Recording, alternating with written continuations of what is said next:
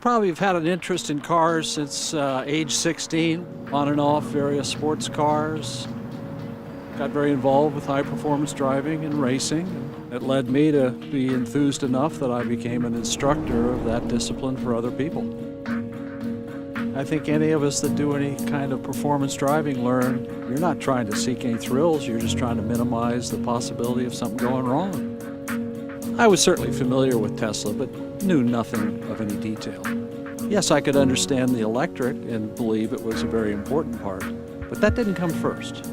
The car made measures of performance, beauty, absolute utility, and with those all in mind, I mean, it became very apparent that this car was something special. I would say very few people even give a moment's thought to safety. I guess that's why we call them accidents. Was going on a familiar street, came to a familiar traffic light. At the point it turned green, I went ahead, and then life changed.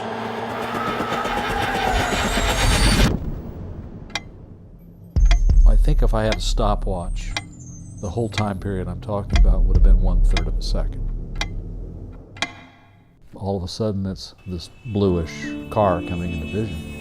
Our impact was her front end of the car right against my hip. I was barely able to get my door open, and when I did, I discovered that car was so stiff I got off to the side of the road on 3 wheels.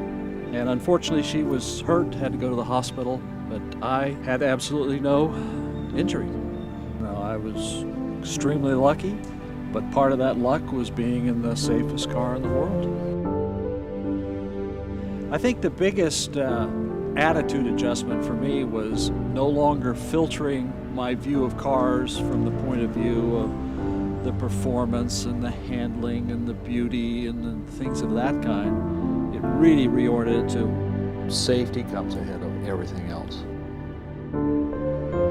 My name is Jim Hartman, and I survived a significant crash in a Tesla Model S.